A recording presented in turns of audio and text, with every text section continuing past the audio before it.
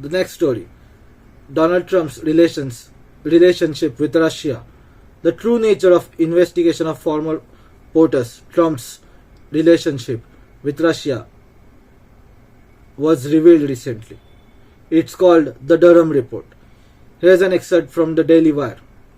Special Counsel John Durham, who was tasked by the former Attorney General Bill Barr to examine the propriety of the FBI's investigation of President Trump, released a 320-page report on Monday that found the FBI had no evidence to support Trump-Russia scandal when it began its investigation, and found sobering differences in how it approached the Trump probe compared to other politically sensitive investigations.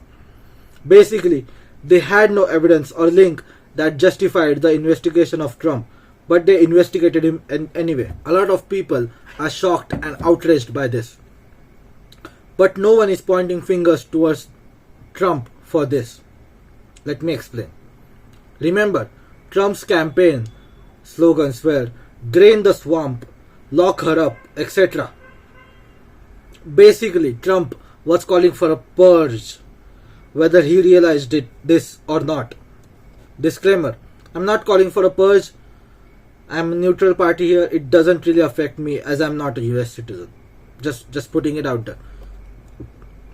But let me explain. Trump was calling for a purge of the more internationalist, pro-war factions of US establishment by saying he will drain the swamp. So of course, the swamp attacked him back. Compare this to two most famous purges in history. Both happened in 1930s. Hitler staged a false flag attack on the Reichstag, which set Reichstag on fire, in which Hitler blamed on communists. He then purged most of his opposition in what is called the Night of the Long Knives. Stalin of the Soviet Union exploited the murder of Sergei Kirov to purge the internationalist factions of the Bolsheviks. Trump called for a purge openly by saying he'll drain the swamp. How do you drain the swamp? First, you can fire them, or you'll arrest them and put them in prison, or you'll execute them. Just three ways you can, drain the swamp.